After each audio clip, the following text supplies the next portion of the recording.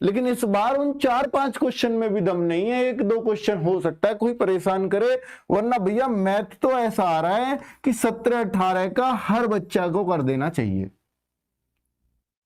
और अगर मैं बोलूं कि रीजनिंग पहले जैसी है भैया, पहले भी पजल के 1-2 क्वेश्चन थे, अब भी 2 क्वेश्चन आ रहे हैं, तो मतलब वो बिल्कुल वही पैटर्न को लेकर के चला है रीजनिंग में जैसा पिछली बार था। तो पिछली बार भी हम यही मान के चल रहे थे कि बच्चा 18 क्वेश्चन तक कर जाएगा, और 18 से अगर डाउन जाते हो रीजनिंग जैसे सब्जेक्ट में तो फिर ये आपकी हार मानी जाएगी बच्चों, ठीक है। और हाँ, अभी असम वाले बच्चों की भी बात बोलूंगा, वो मुझे पता है आप लोगों के काफी कमेंट्स आ रहे हैं। अब मैं जीएस की बात कर लेता हूं बच्चों।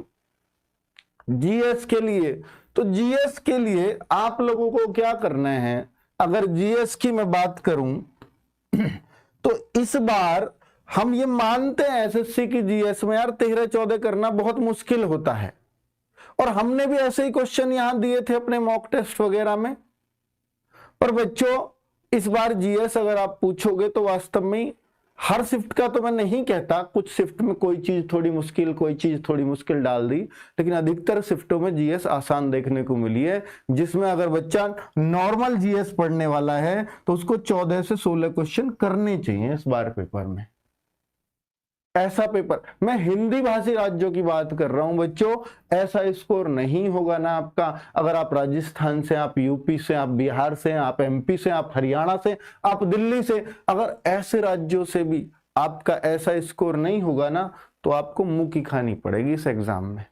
और मैं हिंदी की बात करूं तो हिंदी में 2 क्वेश्चन आ रहे, पिछली बार तो संज्ञा, सर्वनाम, विशेषण, इनमें से कोई क्वेश्चन पूछ लेता था। 2 क्वेश्चन पिछली बार भी अलग थे, है ना, वोकेबलरी से अलग जो होते हैं, चाहे वो संज्ञा से आए, चाहे वो विशेषण से आए, चाहे वो अव्यय से आए, चाहे वो कारक से आए, पिछली बार था। इस बार न संज्ञा, सर्वनाम, विशेषण, कारक कुछ नहीं अब तक पूछा है, सिर्फ तत्सम और तद्भव 2 क्वेश्चन पूछे हैं, वो आपका वोकेबलरी का ही पार्ट है अगर सही पूछो तो भैया 18 क्वेश्चन तो वही, अनेक शब्दों के लिए एक शब्द, पर्यायवाची बताओ, खाली स्थान बताओ, विलोम शब्द बताओ, पैराग्राफ कर दो, है ना, और वर्तनी शुद्ध कर लो।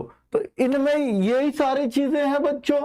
हिंदी में तो यार 2 तत्सम तद्भव और डाल दिया है, तो यार ये तो 18-19 क्वेश्चन तक आपकी जानी ही चाहिए। सबसे आसान चीज तो ये आ रही है, पिछली बार से आसान हो गई है। अब आप ये सोचो कि सर ये तो बहुत तगड़ा स्कोर बनेगा अगर ऐसा कोई कर आएगा तो। पहली बात तो नेगेटिव आपके कुछ लेके नहीं जाएगा, वो आपका कुछ भी नहीं घिस रहा, है ना।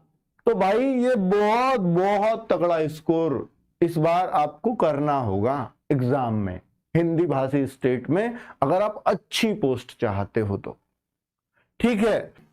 अब देखिए कितना स्कोर रहेगा सिर्फ ये अलग अलग स्टेट के लिए ना अलग अलग चीजें चलेंगी बच्चों। यहां इस बार हिंदी भाषी स्टेट्स वालों की कट ऑफ ऐसा लग रहा है पेपर देख के कि पिछली बार से हाई रहने वाली है। अब वो कितनी हाई जाएगी, जितनी भी आपकी पिछली बार कट ऑफ गई हो ना, जितनी भी पिछली बार गई हो, उससे मान लेना कि 2-3 ऊपर जाएगी पक्का, ये तय है जिस हिसाब का पेपर आ रहा है, ठीक है। 2-3 ऊपर जानी तय है इस बार। हालांकि पिछली बार से एग्जाम में कम बच्चे बैठेंगे, उसका कारण है कि वैकेंसीज नहीं बढ़ी हैं। पिछली बार जिन लोगों ने फॉर्म भर दिया था वैकेंसी लास्ट तक बढ़ती रही थी 2-3 बार तक, तो बच्चों में एक उत्साह आ गया था, तो ज्यादा से ज्यादा बच्चों ने पेपर में बैठने की कोशिश की थी। लेकिन इस बार ऐसा नहीं है, इसलिए पेपर अटेम्प्ट थोड़ा मतलब पेपर देने लोग थोड़े से कम जाएंगे, फॉर्म ज्यादा ताव में आके बच्चे भर देते हैं। लेकिन कितना स्कोर सेफ होगा, मैंने बोला कि पिछली बार से ज्यादा। अपनी कट ऑफ चेक कर लेना, मैंने पिछली बार बताई भी ऑफिशियल कट ऑफ किसकी कितनी गई, पिछली बार से थोड़ा ज्यादा ही आपका सेफ स्कोर रहेगा। अब वो कितना ज्यादा हो सकता है वो तो भाई देखो जब आपका रिजल्ट आएगा, जब आपकी आंसर की आएगी, तब उसके बाद ही अंदाजा कुछ लगा पाएंगे।